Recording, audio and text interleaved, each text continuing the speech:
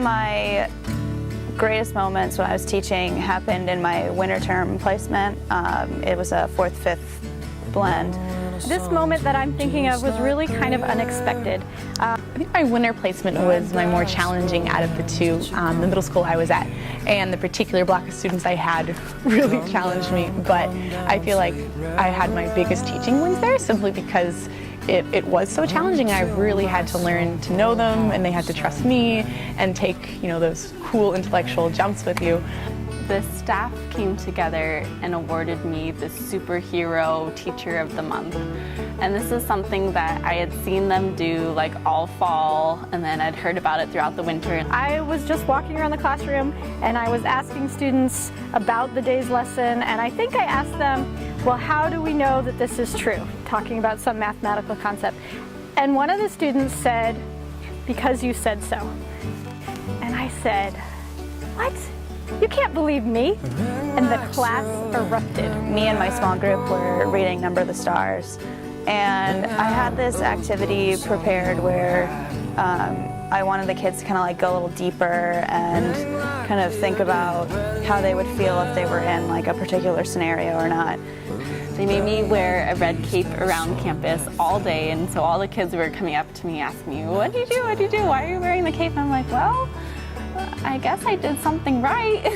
So what I did, it took place near the end of my teaching. I adapted a Bill Bigelow lesson, actually. We were learning about the Mexican-American War, and the textbook did a pretty terrible job of covering the event. And also a lot of kids in my class were of Mexican descent, and some of them even grew up in Mexico.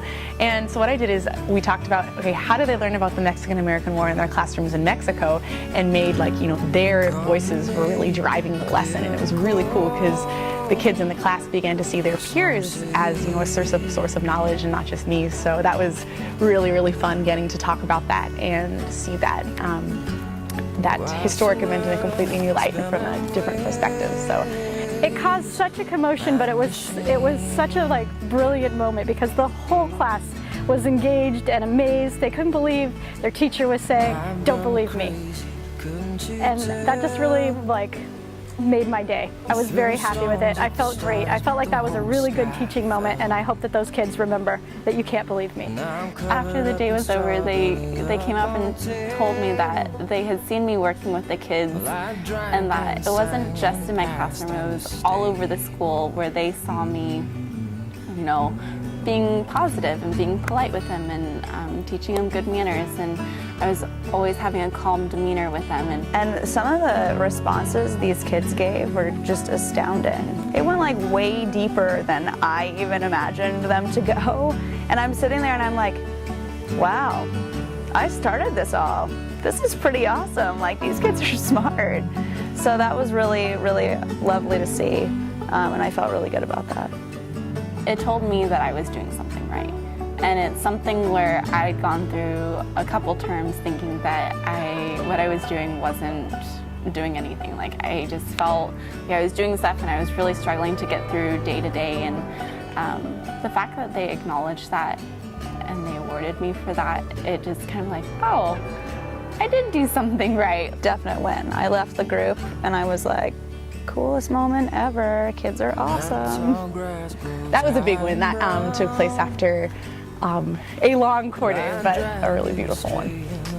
You try to have some canned response in your head.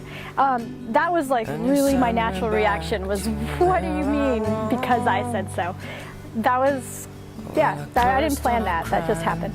It's easy for us to get down on ourselves every day, but to finally have that positive feedback that yes, you are doing something right, I was like, oh, I can do this. It's good. And I ran back to that hollow again. The moon was just a sliver back then,